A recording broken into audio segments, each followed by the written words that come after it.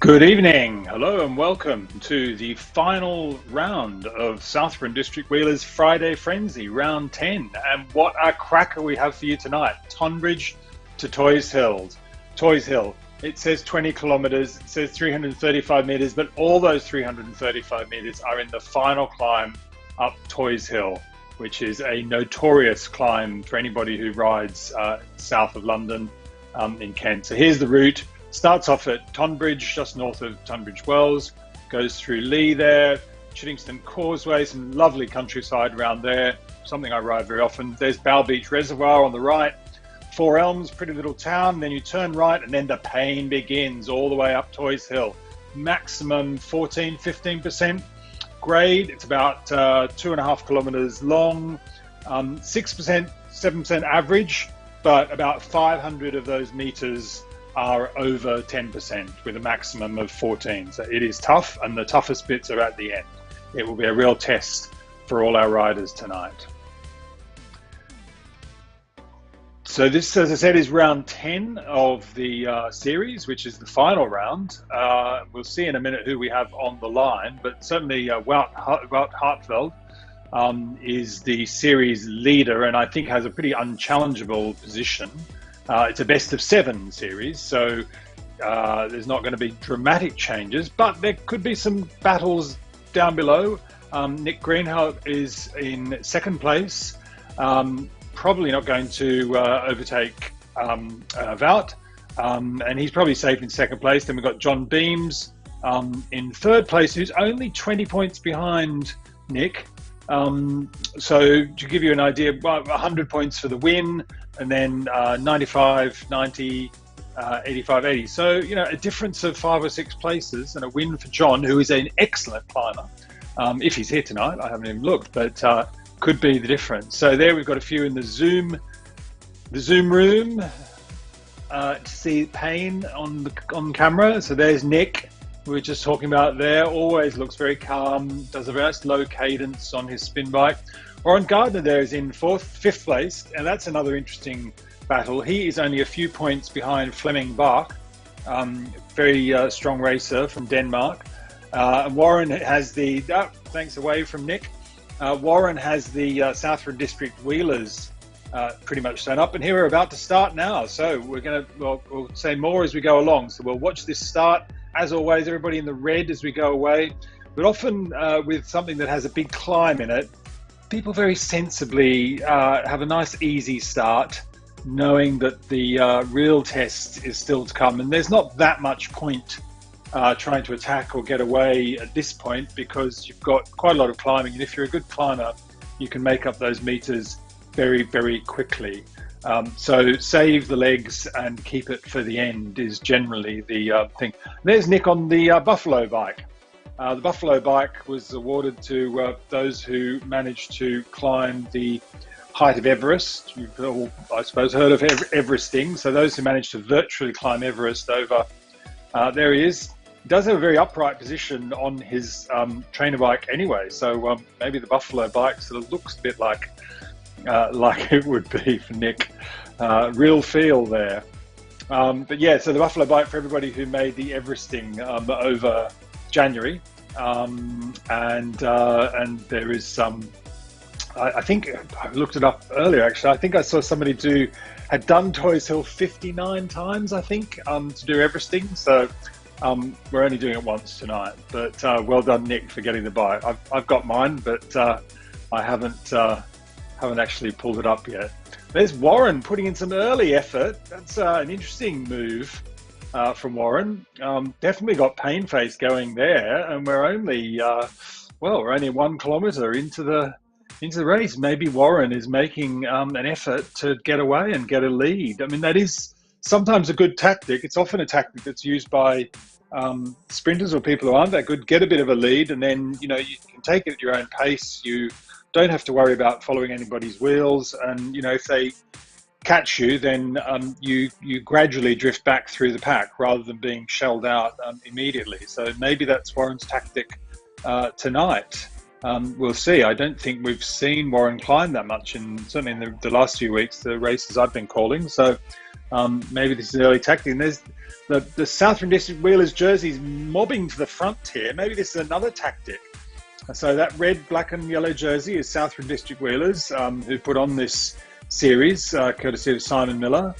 And this is one of their local routes. They're based, Southbridge just north, so they're based around Royal Tunbridge Wells. So this would be a route that they know very well, and I imagine that a lot of their club rides will go up Toys.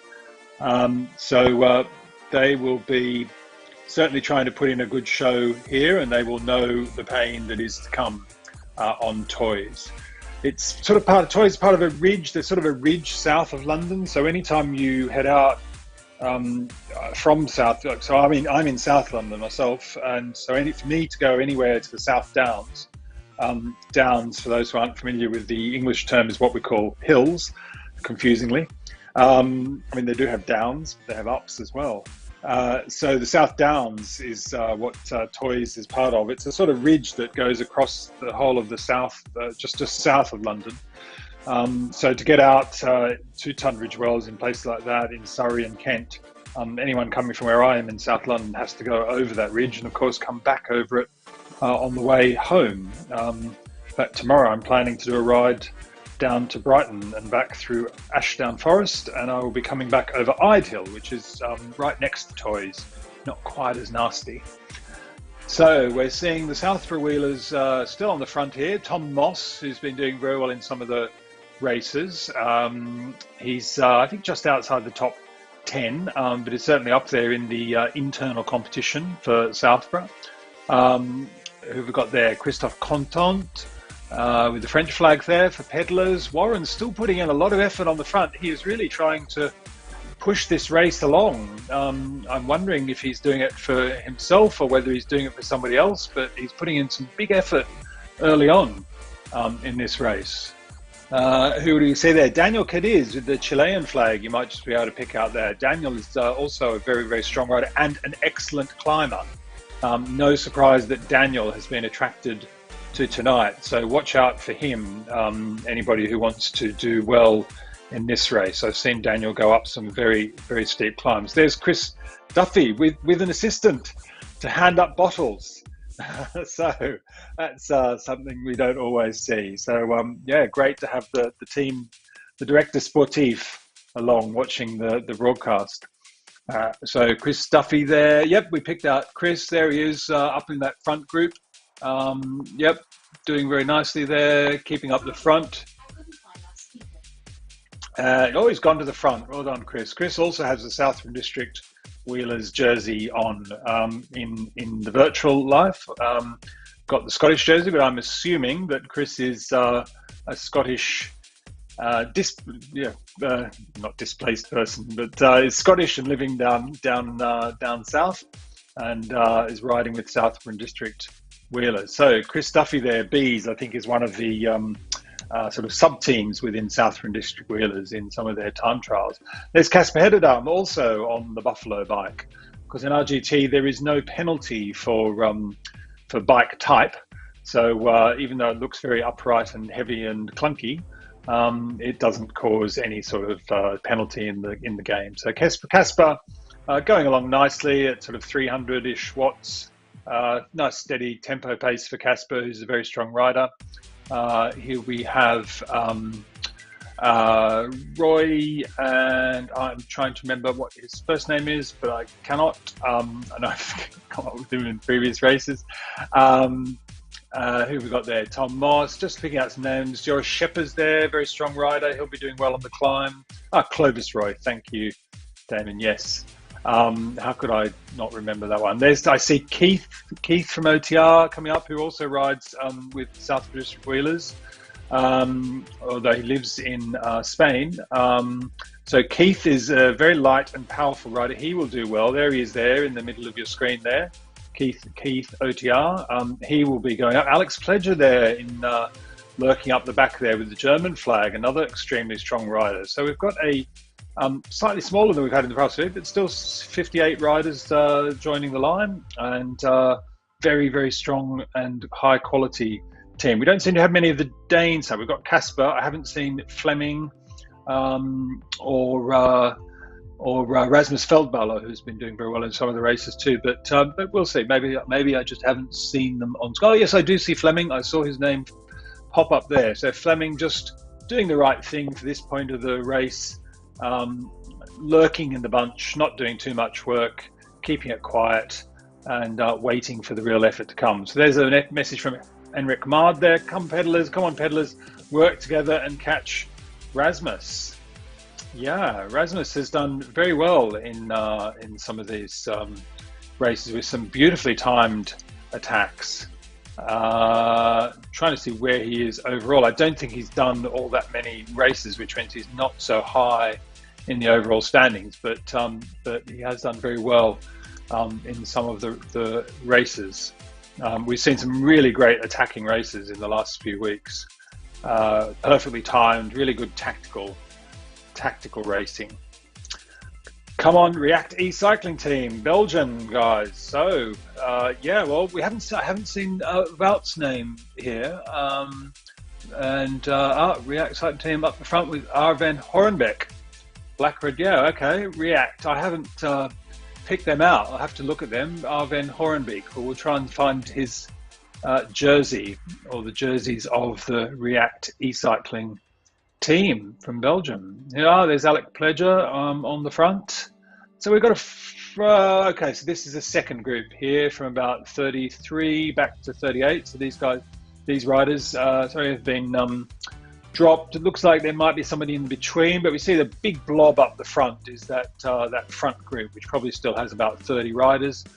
Then we've got this group here with Daniel Neugebauer, a couple of 2 or 3 Southwood District wheelers here. Daniel Neugebauer, who has been, he's only he's 6th in the overall standing. So I'm surprised Daniel isn't up in the front of the group. And he's often joined us on Zoomcam, actually. So we're not having the pleasure of seeing Daniel tonight. But Daniel there in that group in the sort of low 30s places. There's somebody just behind that. So we're going back through the field now. From Lewis, is that the E-React cycling team? I think that might be the jersey that we were talking about just before. Is that a Colombian or Venezuelan flag? I can't tell, but that's Berube. It's Howden with the UK flag there. So we've got a bit spread out here, riders who haven't got anybody else to ride with, which is never a good thing. Always good if you can get in a group. There we've got Wendy Wonderwheels from OTR. One of our women riders, one of the female riders who's been in most of these races and doing very well. So we're down into 41, 42.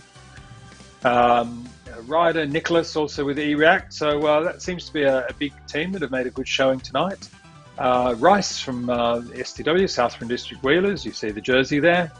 And going back further, Heron, Venta, Poliaro, and I'm not even going to try and pronounce that one. Miss Niski. Yeah, that's the combination of people using abbreviations and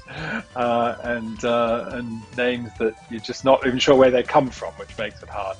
So we have Mela there in 51 from Belgium. Sang looks like a female rider in 52. Paulina Leo, the Spanish rider there. Okay, so we're going to have some multiple. So Alex still sitting on the front there. Chase that's further back. So this group in the bottom left, I think, is the Chase group. So we've got that front group, which is still fairly large. I think probably about 25 or 30 riders still. There's a Chase group behind them in the sort of low 30s. There seems to be a few people in between, but this group is pretty much staying together. So, oh, wow, Chris has got a cheer squad. That's fantastic. I hope they're listening to the... I hope they're watching the broadcast. They're giving us a wave. Give us an even bigger wave, everybody. That's great to see everybody cheering Chris along. Well done.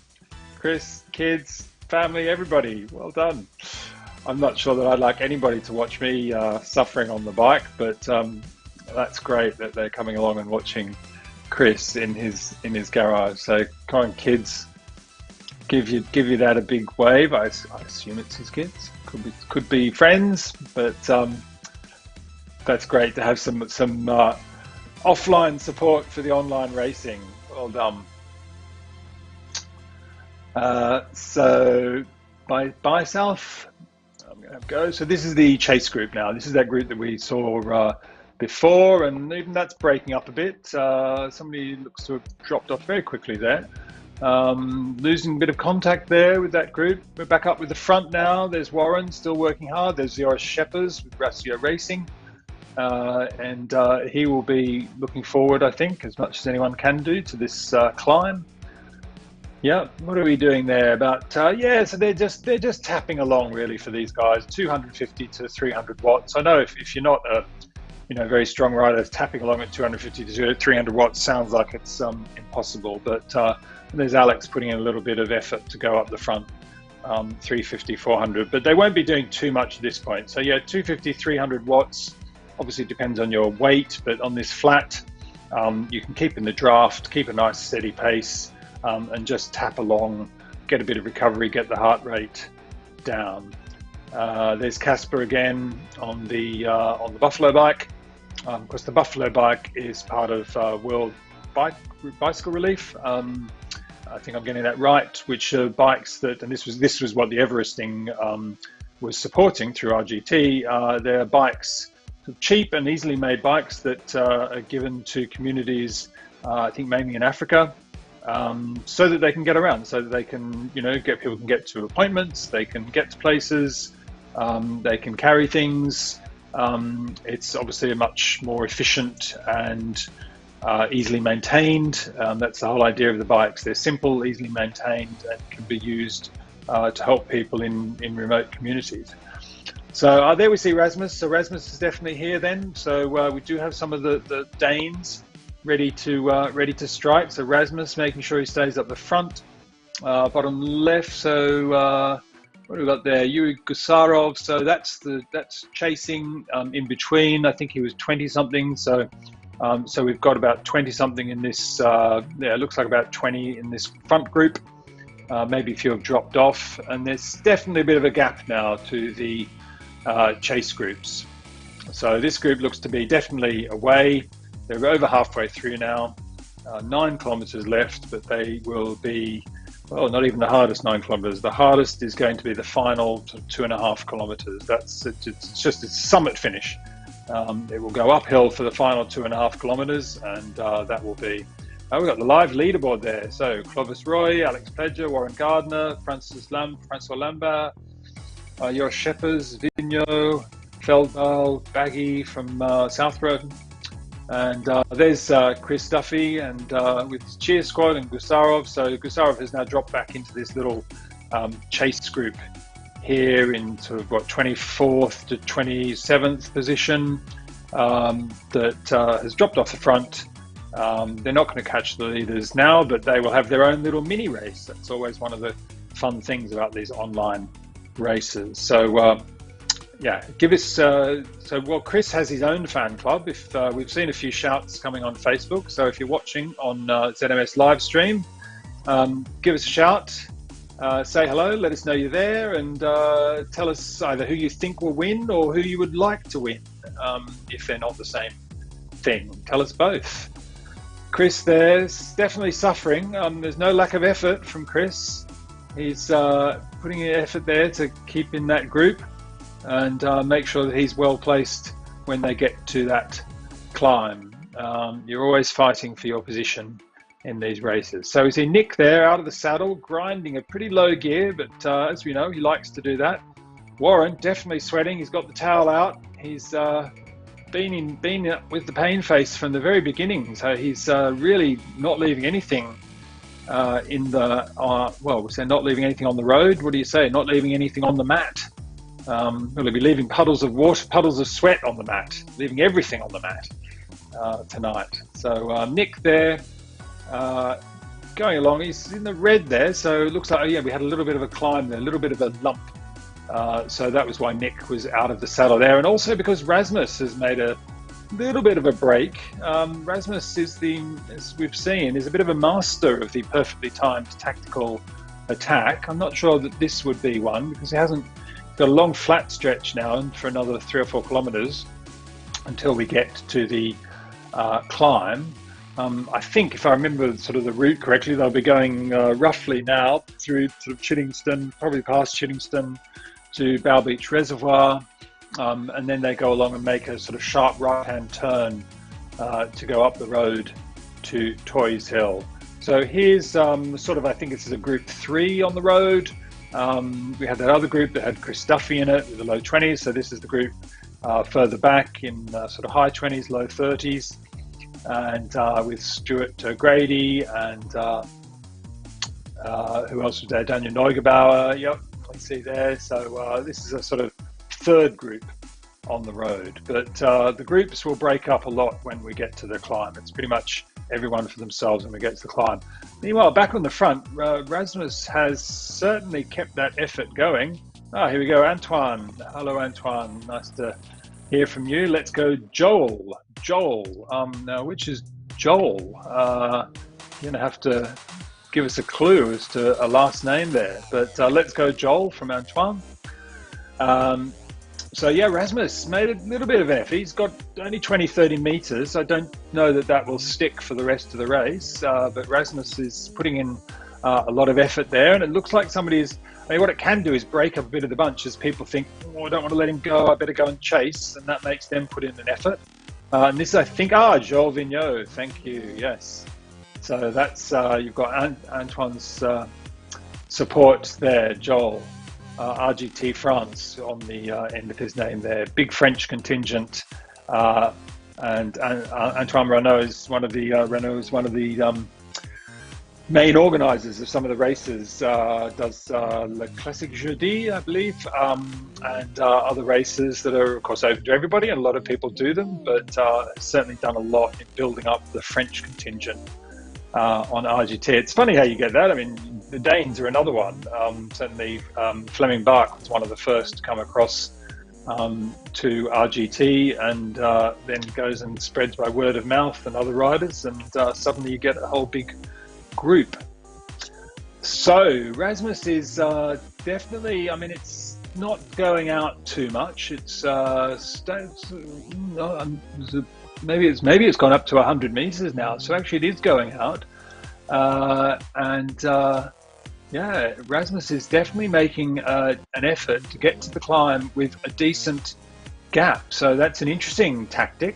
Who am I to question Rasmus's tactics? He's been doing brilliantly in these races, and he absolutely knows what he's doing, and he knows what he can do. So well done, Rasmus. If you can keep this going and keep that lead going up Toys Hill, then big chapeau to you. So the group still seems to be staying together behind. A few efforts on the red. I don't think they're making a serious chase. Maybe a couple of people are trying to get off the front or up the speed of the group is the best way to do it.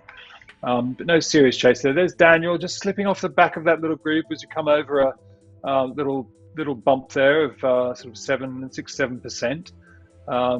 Daniel obviously feeling maybe feeling it in his legs. Who knows? We don't know. We never know what people have been doing before they come to these races. Sometimes people just treat the races as a bit of a training exercise. So there we had Bysouth and Veneto just coming up to that little lump.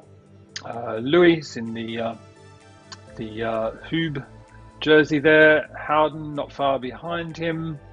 So we're going down into the 40s now. Heron. So there's a little, guys, get together, get on each other's wheel and help yourselves until you get to the thing. And Wendy, keep on that.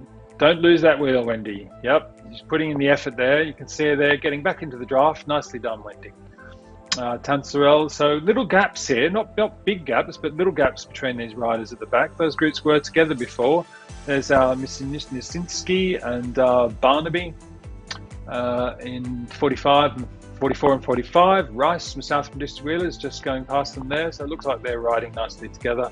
And here's that group. Alex Pledger has come back to that group. Bit surprised about that. Alex is an extremely strong rider. Again, maybe he's not going for it. And there's Van Horenbeek, who we saw getting a shout out before in 21st. So he's ahead of this group. So I think this group starts at 22 with Gustavo, or is it? No, I think it does start at Horenbeek. So he's in this group there. There's Simon Miller.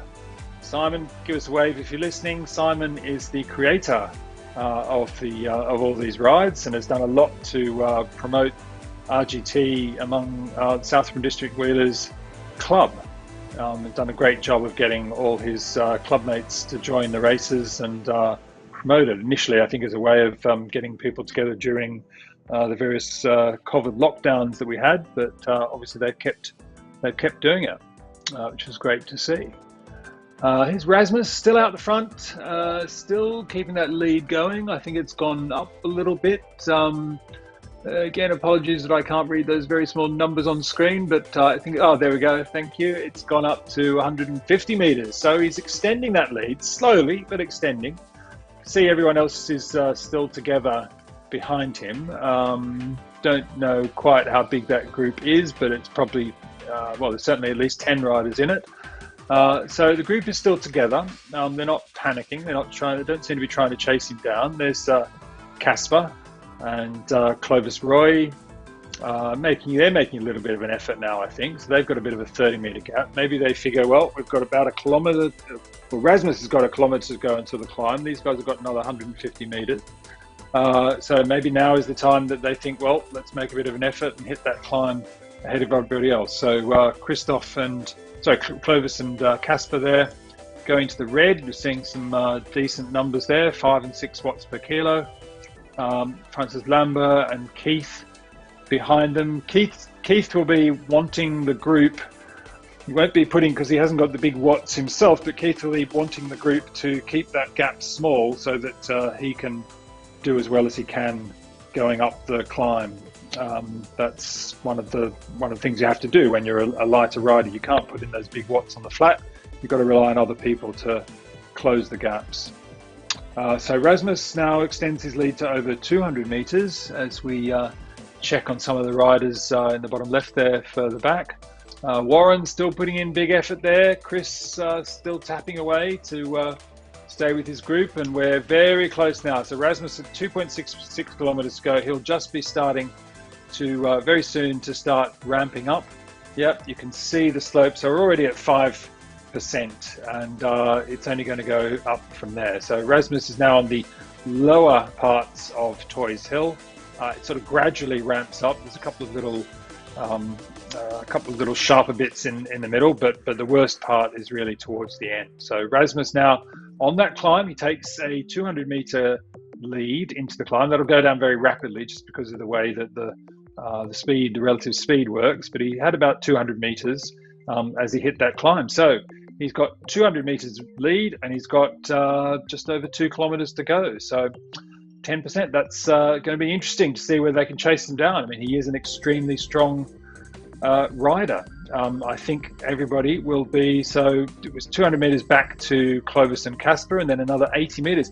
Honestly, I think these guys will be hard pushed to close that gap on Rasmus. I mean, everything is relative. You know, if he's doing 4 or 5 watts per kilo and they want to close a 200-meter gap, then they've got to be doing 5, 6 watts per kilo. There are a few guys who are capable of doing it, so let's see whether they're prepared to make that effort. Otherwise, it's Rasmus's to lose. So Nick there. Nick is a very good sprinter. I mean, he's a very strong rider all round, but I think you would say sprinting is probably his preference to climbing, but he'll certainly be putting in a good effort on this climb. There we have Joel Vigneault moving up a bit. Warren, can't see Warren on the screen, but we can see him, well, we had some on the RGT screen, but we see him in the Zoom cam. Up there he is. Yep, still up there in the head of this chasing bunch. So he'll be keeping going. He's drifting back a little bit. He'll be wanting to stay with this group a little bit longer, having made all those early efforts, but already starting to slip down the back of the wheels, and how very quickly that gap goes once you start to slip back. I mean, that was despite still doing 350, 360 watts, but now that we've hit the climb proper, These riders are really putting in some big watts. So Warren there slipping out the back, but he'll be very highly placed. Didn't see where Fleming, his closest rival, was. If Fleming is still with that front group, then that could be interesting. Yep, Fleming is. See him there in ninth. So Warren might miss his chance to overtake Fleming in the standings. So there we have Clovis, 100 meters, little over 100 meters now to Rasmus. He's closed down some of that gap, but the distance is running out, and we're starting to hit the steepest part. As you see there, it's going up 8%, 9%. It should go there 11%. It will go up as high as 14, 15% in parts. So Rasmus is not dropping. Oh, Casper seemed to have had a problem there, I think. Was it? Oh, no, maybe not. Just seemed to be going much slower than he was before and going to the side, which is usually a sign that the power has stopped. But he's coming back in now, but maybe he's decided to temper his effort for a little while, because he's definitely letting that group go past him. So Rasmus now comes to the Flamme Rouge, the red kite, the 1 kilometre to go banner, with a lead of over 100 metres, and I really don't see them catching 100 metres on Rasmus in just a kilometre, not on these steep slopes, and not with Rasmus clearly feeling strong. Clovis now has a bit of a gap of 50, 60 metres back to Daniel Cadiz. I did say Daniel was a very good climber, but Clovis has got the jump in him now. He's got Rasmus ahead of him.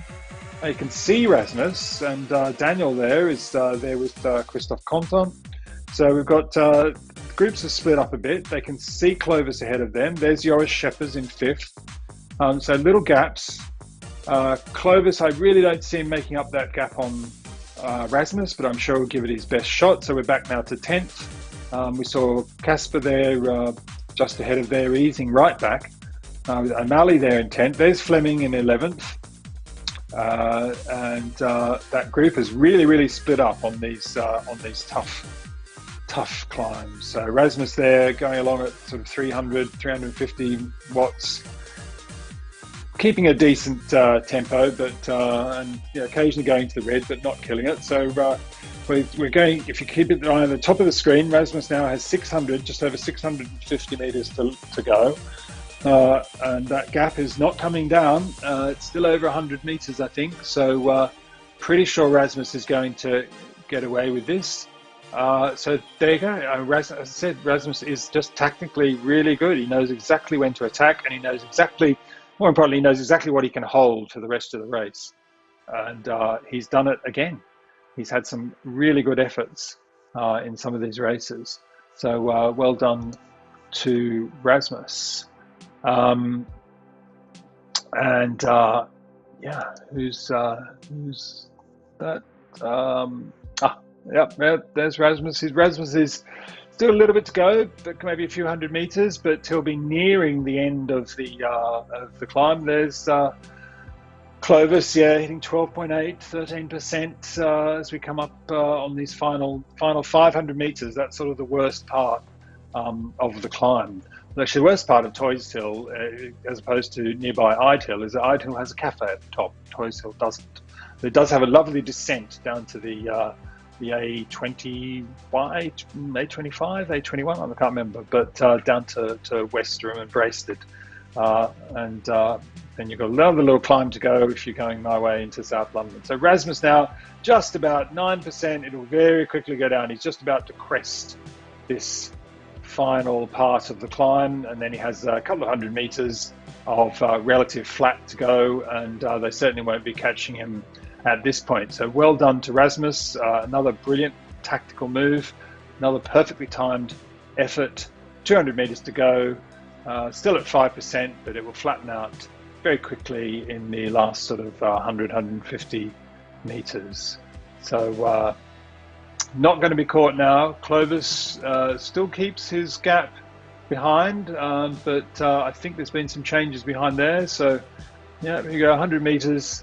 There was a pub at the top of Toys Hill, but I'm pretty sure it's closed down now. It certainly has been closed every time I've gone past. So there we go, flattening out, nice and green, coast over, arms in the air.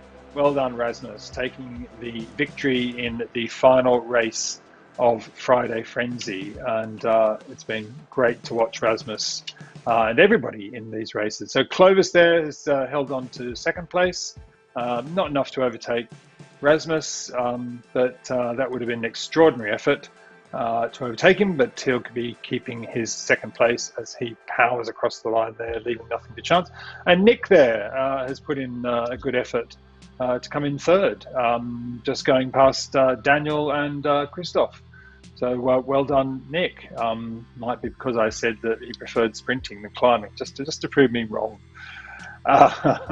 There's Joris Scheppers from Rasio Racing. Oh, is he going to be pipped on the line? No, I think not. I think he just managed to hold on ahead of Janssens there. A bit of Belgian rivalry, perhaps, crossing the line, but that was a close finish. Keith from OTR there, finishing in 8th, and O'Malley there in 9th. Casper, who was putting in some early efforts, but eased off quite a lot about halfway up that slope. So Casper headed on there, will be celebrating, I'm sure, another Danish victory as he crosses the line in the on the Buffalo bike and with the WBR jersey on in 10th place.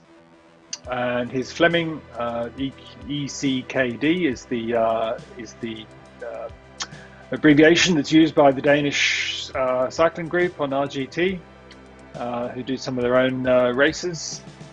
So Fleming will come across in 11th, and as I said, Fleming was, I'm just looking it up, yeah, he was only 7 points ahead of Warren, but obviously he will consolidate that place today. And there we see Warren, in fact, coming across. So he wasn't actually, so he's only actually 1 place behind Fleming. So that was a good effort from Warren to keep that going up the climb, but not unfortunately enough to turn around and claim 4th spot from Fleming. But well done, Warren, who will take the Southern District Wheelers internal competition and bragging rights to all his club mates. That's a fantastic effort from Warren.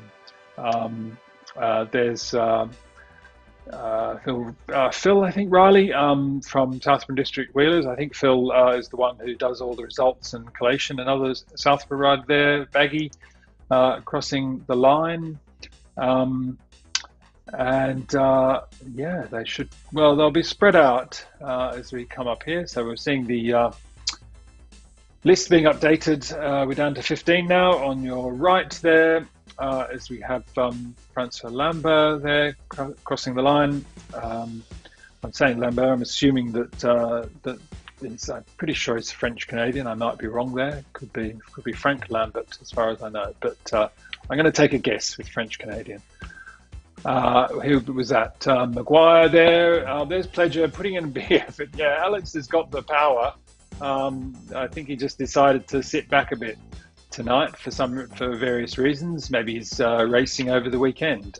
Who knows? But Alex definitely has the power and will finish in 20th spot ahead of Gusarov there. That was that little group that was together. Well, there's Mike Aid, who we didn't see a lot of during the event, but another good strong rider, often up there. He's also got a good sprint on him, one to watch in any of the flatter sprinty races, but doing well to take 22nd spot tonight up Toizel. There's Ben Horenbeek from Belgium in the E-React cycling kit. Harry Smits there. El Van Rieth. C, I guess, is the denoting the Masters category that he would be in. So it starts at most of the organisers use the system of starting at 40 and going in 5-year age bands. So 40 to 44 is A, and so on. So C would be 50 to 54. So well done to Van Rieth there, coming up in 25th place. Looks like Duffy. I was just going to say, I just looked back and saw a few meters to Duffy, and great effort there. I wish we could have seen that on, are we going to see him on Zoom cam? Yes, there we go. An all-out effort to finish with.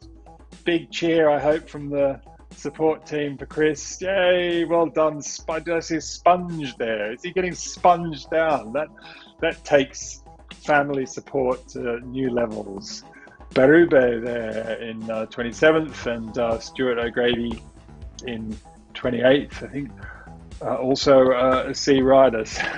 Wow, I'm very impressed, Chris Duffy, at the level of support that you have from your family. That's it's always great to have people supporting your hobby. And cycling, you know, it takes a lot of time, especially when you've got a family with kids.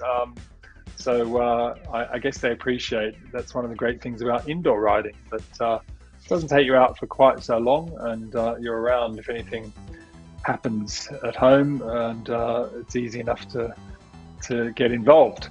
So there's Simon Miller there in 29th. Yay, away from Simon. I'm sure he'll be relieved that the series has finished, and very happy. You should be very proud of what a great series it's been, how many people have come along and taken part, and no doubt there will be more. I should have checked with him before to whether he wanted me to tell whether or not, but I'm sure there will be more riding and more racing from Simon and Southern District Wheelers. As I said, they've developed a really, really strong presence and participation on RGT. So we look forward to more of their racing. Here's Christine there in the black RGT kit. Hadn't noticed any other female riders crossing, so well done, Christine. I think that might make her the first female rider on the night. Here's Daniel Neugebauer in Peddler's jersey tonight. So I'm pretty sure Daniel is with Southern District Wheelers, but he's obviously chosen to ride the Peddler's jersey. I mean, sometimes I do this myself. If you might be riding in another competition like the TTT competitions or so on, or some of the competitions that have team events, and you put on the other team jersey and then you forget to change it before you get on. So I certainly do that all the time. Not that I'm formally part of one of the teams. I do a bit of organising with OTR. I do a bit of TTT with 3R, and some of the rides. Didn't see any of the guys from my 3R team tonight. Evan Oysterson, Tim Cook, Rob Miller, Aussie King. But they're obviously having a night off as well. So Daniel Neugebauer there, crossing the line in 33rd place, and another Southern District Wheelers rider. What a great turnout from Southern District Wheelers. Great to see so many of them getting on and supporting RGT, but supporting their own events on a Friday night. I wonder when Southern District Wheelers has them. Most clubs in Britain tend to have their main club rides on a Sunday, but quite a few will have rides on a Saturday as well. So, just being overtaken there by Mako, a bit of a French surprise attack there, but Weston's going to fight back. Oh, well done. He's not taking that. He's fighting back and making sure that he claims the honour of 34th place over 35th. Well done. It's all a place, isn't it? It doesn't matter if it's 34th or 3rd. You've got to fight for your place. So well done, Weston, for not giving up, not taking that surprise attack on the line there. Howden now in 36, putting in some red numbers there as he comes up. Of course, I'm sure those of you familiar with RGT won't need explanation, but those who aren't, the red numbers mean that it's based on your level. It's your FTP, which is roughly speaking your hour's best power, and so it's different for everybody depending on what your FTP is and how many watts per kilo you're putting out to go into the red. But Howden there crossing over. We've got Heron here with a Jamaican flag. Don't see many of those on RGT, and will be coming up in 37th place, also putting in, it's always good to see, you've got to put in a bit of an effort as you cross the line, even if there's nobody there to watch you virtually. Well, we are watching virtually, so that's why you've got to put in a bit of an effort. But got to put in a bit of effort as you cross over. So Heron there, well done. Oh, Wendy getting rolled on the line by Ryder there. That's not very gentlemanly, but I guess, it's all fair. So Wendy there in 39th place, I think is the second female rider that we've seen go across. Apologies if I've missed any others. Benedetto there in 40th. So in this competition, O is over. So rather than have the normal masters category, like the 5-year age bands, I think Simon's been running it that O is basically over 45. Don't quote me on that, but so it means it's effectively a masters category within there. In fact, if I'm just having a quick look to see whether I can work out whether I can see who is leading that competition. Oh yeah, over 45. So Nick has taken the over 45s. And isn't that scary that Nick is over 45 and rides that well? Nick has taken the over 45s competition ahead of Fleming Bark, and Warren was third in the over 45s, followed by Keith Atchison. So well done, you guys, for doing really well overall, and taking the Masters competition. The O denoting the over 45. Did I miss a note? Benetto, no. So we've got Barnaby coming up, and I'm going to try and also have a look to see if I can work out. There's the Southern District Wheelers results. Was Warren, Tom Moss, and Keith Atchison in third place, ahead of Philip Riley, and Simon Miller. And I'm looking to see if I can find the women's results.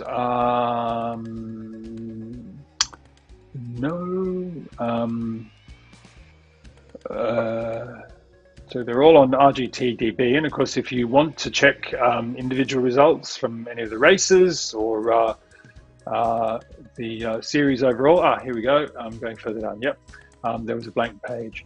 Wendy Gallagher looks like she's taken the women's competition.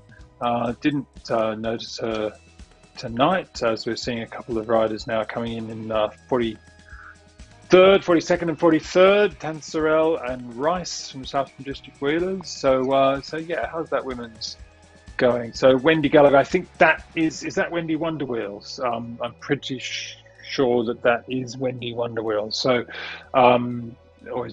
never quite sure when people have different things.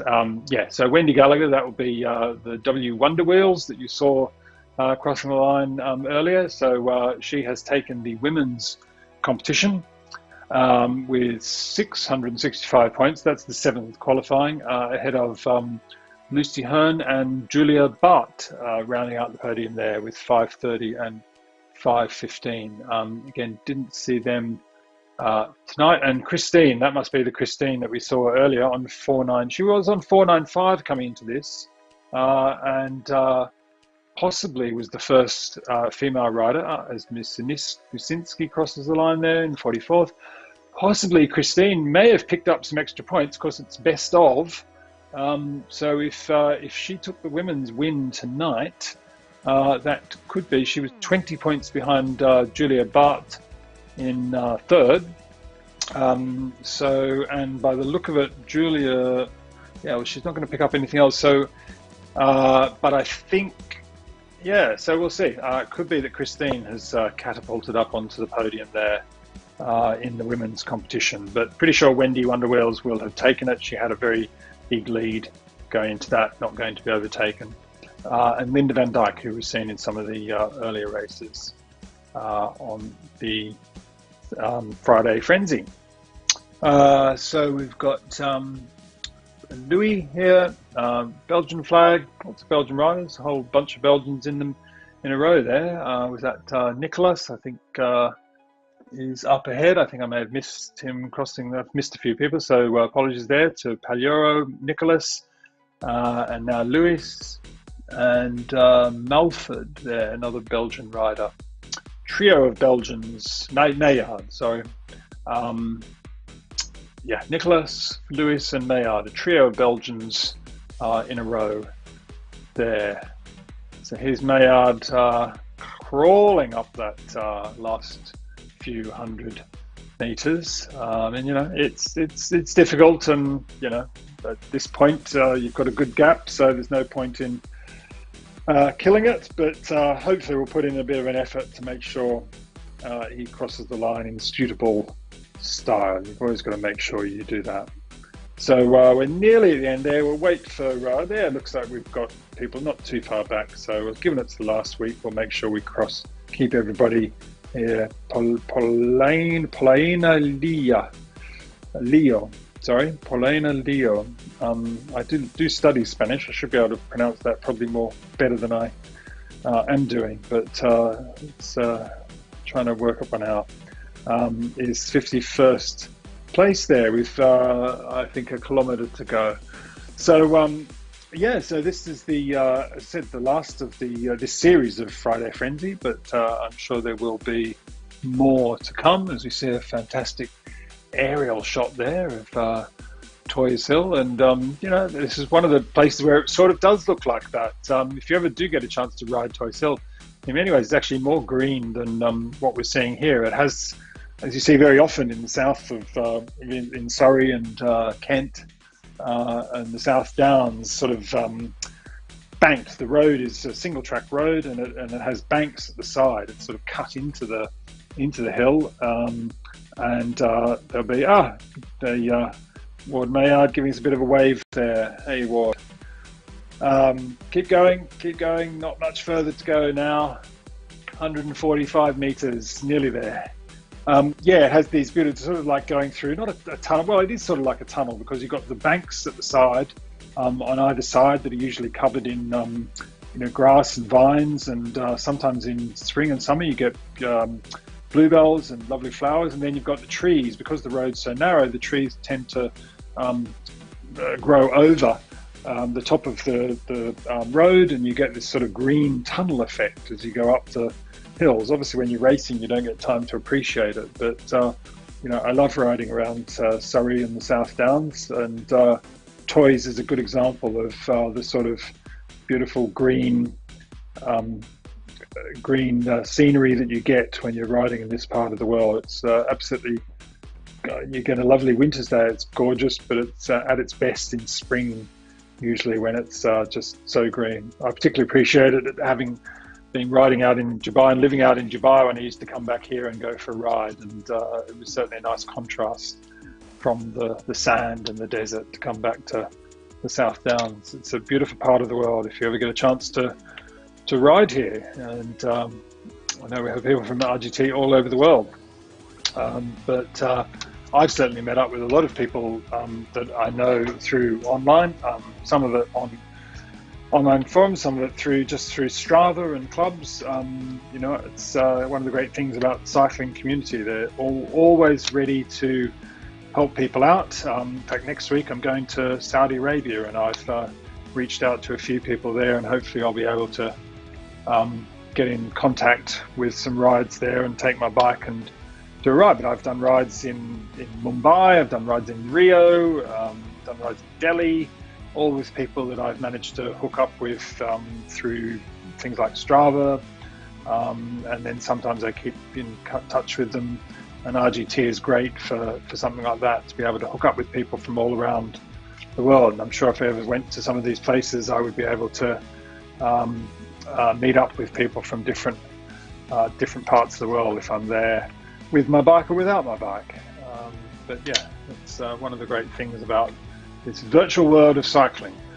So only a few riders left. We've got Conrad Venter there, keeping a good pace. Oh, Sang hunting down. This could be a battle for 49th spot. Sang is putting in 3 watts per kilo, chasing Venter. We've got 200 meters to go. I think Sang is going to take over from Venter in 49. Oh, yep, there we go. Sang one of the female riders, Carol Sang, is in putting in a good effort there to take over from Venter, who has given up, has eased back to 0.51 watts per kilo, as Carol Sang there puts in 3-4 watts to make sure that she takes that precious spot ahead of Venter there. So well done to Carol, who's done what was it? Well, yeah, done a couple of rides before and done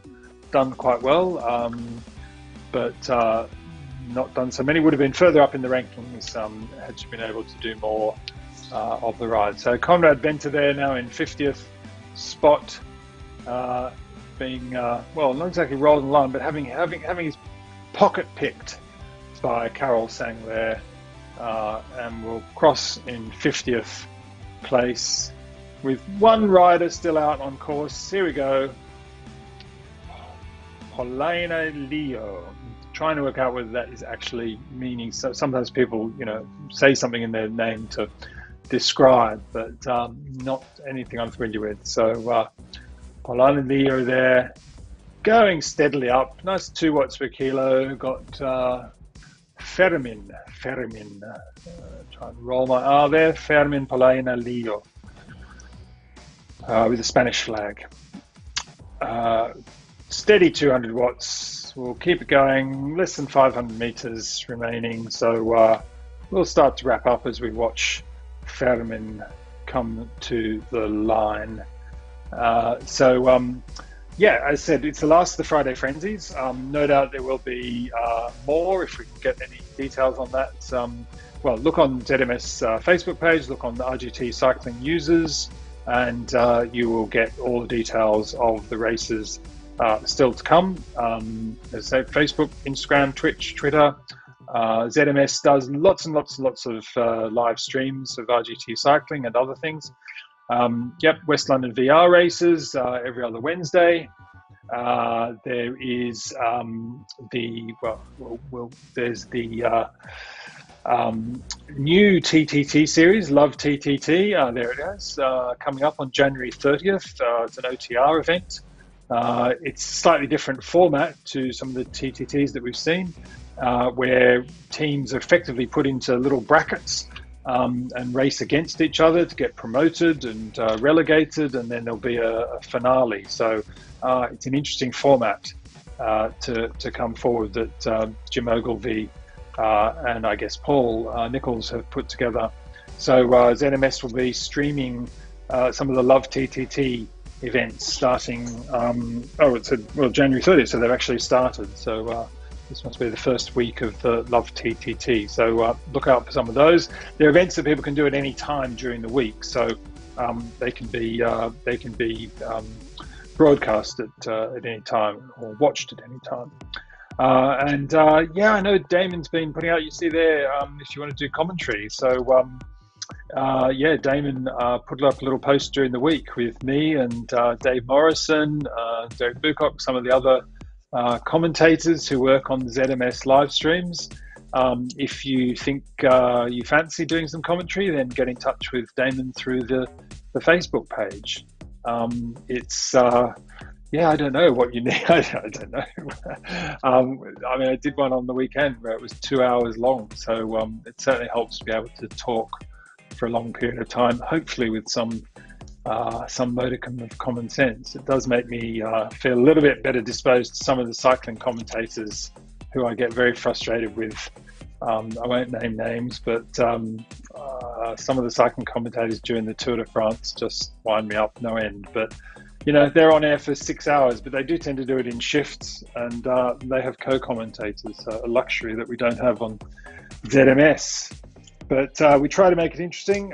We hope you appreciate it. And of course, Damon's always trying to make it interesting with the fantastic coverage here with multi-cameras, aerial shots, all sorts of things to liven up the RGT races, which are always great events. And we've seen some great racing in this series as Fermin Polina Leo crosses the line in 51st and final place. Well done, Fermin. So there we are with the aerial shot of toys, not looking a lot different to what it does in real life. I think those are ZMS live cameras still out on screen. So thanks for joining us. Hope you've enjoyed it. Hope you've enjoyed all the races. And we hope you continue to enjoy ZMS live streams, and see you again soon. Have a great weekend.